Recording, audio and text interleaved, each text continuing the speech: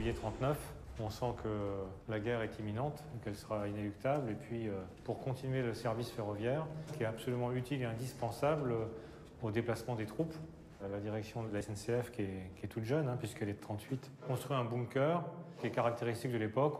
On sent l'influence Maginot. On va poursuivre par ici. On a construit un bunker qui résisterait au bombardement sur Paris. On a mis des portes blindées étanches.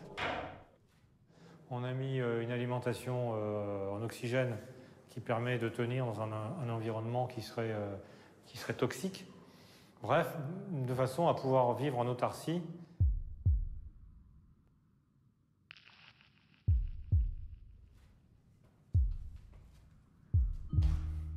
Donc il était achevé en plein sous l'occupation. On n'a même pas de traces d'archives qui attestent qu'il a été utilisé par la SNCF. Par contre, il a dû être utilisé par les troupes d'occupation, puisqu'il y a des inscriptions en langue allemande, sortie de secours, Notausgang.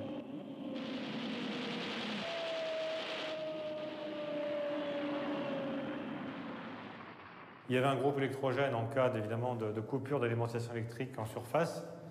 Et puis le groupe électrogène était doublé par un groupe électrique à force humaine, puisqu'en fait c'est un vélo qui est relié à une dynamo et qui produit de quoi s'éclairer pour continuer à alimenter la téléphonie et puis à tenir à jour les graphiques de circulation.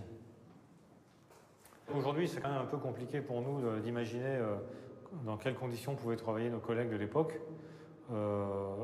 enfermés dans un bunker comme ça, avec des relations téléphoniques qui devaient quand même être assez aléatoires. Les agents qui étaient à bord des trains ou au sol devaient faire preuve d'une grande capacité d'autonomie pour continuer à faire rouler les trains, parce que là, il ne s'agissait pas de rentrer dans des procédures tatillonnes au moment où il y avait le feu partout, quoi. Oui, Maurice Testu. Oui. Oui, c'est un problème matériel au départ de Saint-Nazaire. Problème de porte, je crois. Train 1, Mistral, passé à 14h12 sur voie 1, avance 1 minute, terminé. Ici, on est au Centre national des opérations ferroviaires. Ce Centre national supervise l'ensemble du trafic du réseau ferroviaire français. Alors, qu'est-ce que ça veut dire, le réseau ferroviaire en France? Eh ben, c'est environ 25 000 km de voies ferrées qui sont exploitées et ouvertes au trafic des voyageurs. C'est 15 000 trains par jour.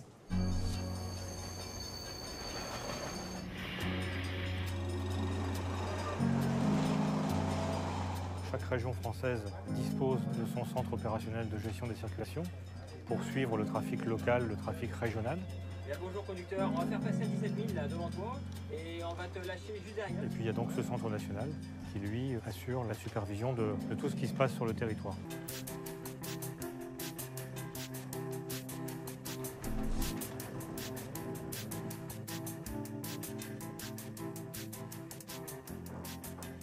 Alors, les amis anglais qui sont déjà là.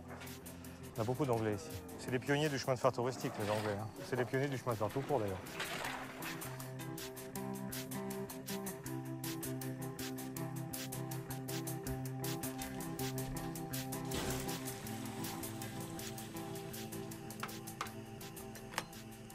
Bon, alors ça, c'est la corvée des machines de vapeur. Il faut tout graisser. Et si on ne le fait pas, on casse la mécanique. Surtout sur des engins de cet âge-là où il n'y a aucun roulement à billes sur cette locomotive. À l'époque, ça n'existait pas. Elle a plus d'un siècle. Ça nécessite de tout lubrifier avant de partir.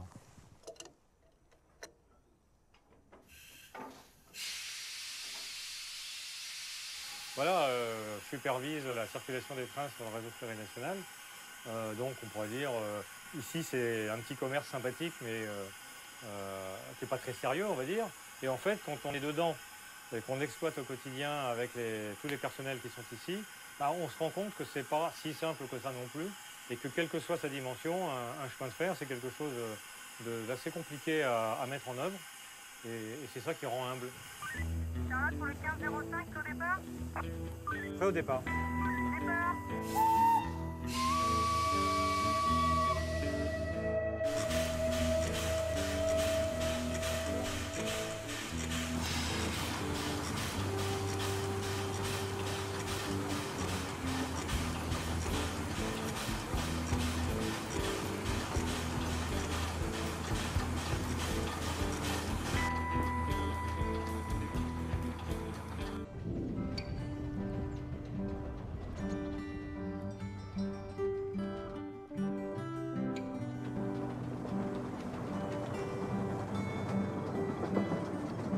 petits réseaux comme ça, et à voie métrique, bon, il doit rester une centaine de kilomètres.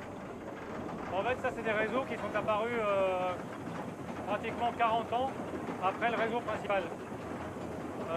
Il y avait une volonté politique à l'époque, sous Napoléon III, d'étendre le réseau ferroviaire pour accélérer les moyens de communication. Mais comme ça coûtait trop cher, on ne pouvait plus faire des réseaux à voie normale, donc on s'est replié sur un système de réseau à voie métrique dont les frais d'établissement étaient beaucoup moins onéreux que les grands réseaux. D'où l'apparition à partir de 1885-87 de réseaux de 22 000 km de réseau comme celui-là.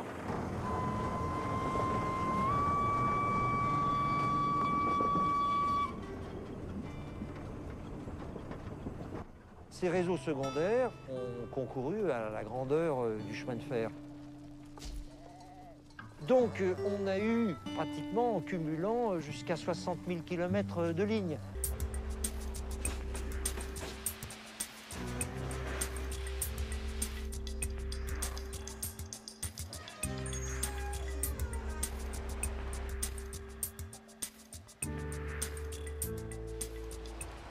On connaît bien, c'est un réseau SNCF. Une caténaire 25 000 volts, l'architecture des gares, des bâtiments. Le train miniature, c'est quelque chose que j'ai pratiqué quand j'étais adolescent. Et puis quand j'ai commencé à tâter de la véritable exploitation ferroviaire, ça m'a paru un peu plus dérisoire.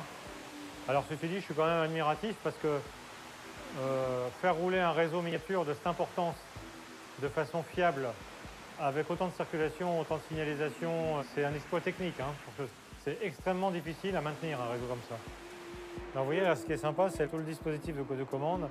On est vraiment dans de l'électromécanique des années 60. Il ne se contente pas de superviser, il agit également en direct sur les installations techniques. Alors que nous, évidemment, les acteurs, pour nous, ils sont sur le terrain. Et c'est eux qui font concrètement circuler les trains et qui prennent concrètement en charge les voyageurs. Melun, tu verras pas le 153-239, il est supprimé.